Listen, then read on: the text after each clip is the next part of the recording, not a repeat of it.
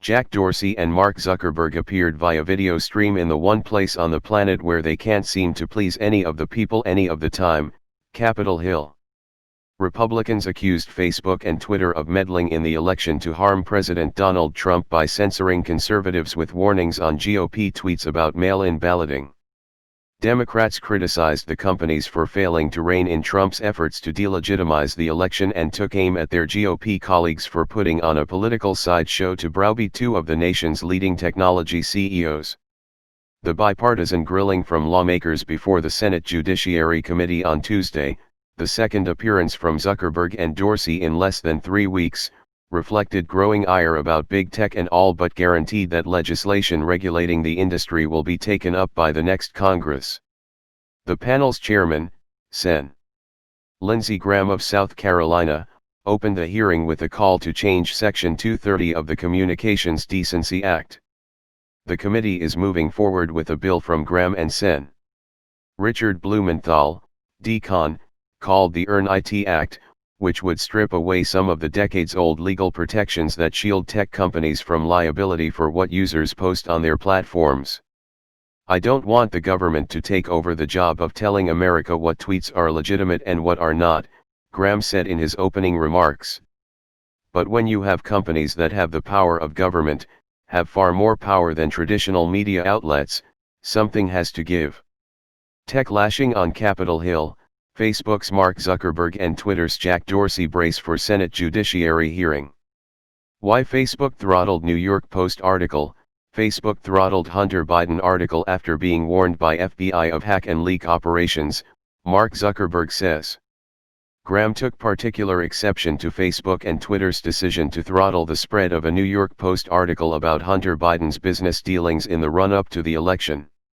"You're the ultimate editor," he said. Sen. Mike Lee, R. Utah, also challenged how Facebook and Twitter police content. "There are instances in which your platforms are taking a very distinctively partisan approach, and not a neutral one, to election content moderation," he said. Sen. Ted Cruz, R. Texas, called on Facebook and Twitter to produce hard data on how they enforce their policies to show if they disproportionately flag or censor Republicans. Republicans routinely cite anecdotal evidence that their posts are flagged more often.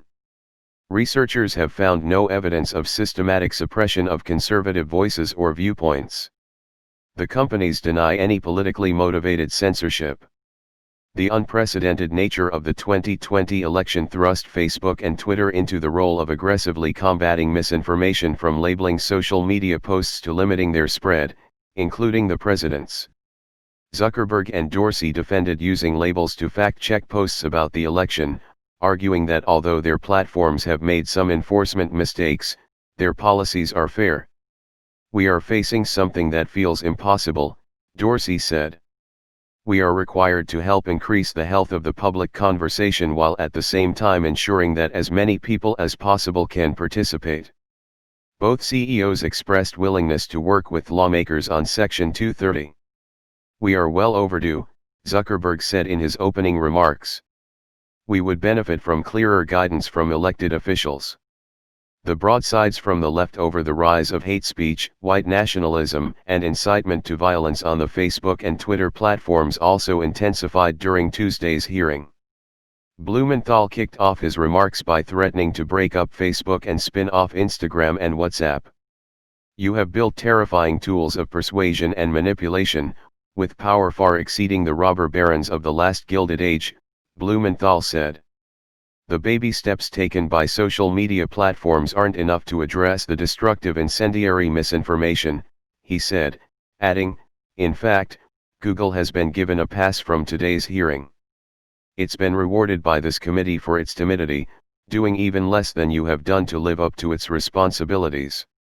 Also troubling Democrats was their perception that Facebook was caving to pressure from conservatives and backing off increased enforcement of dangerous misinformation and voter suppression tactics before 2 January runoffs in Georgia that will determine who controls the Senate.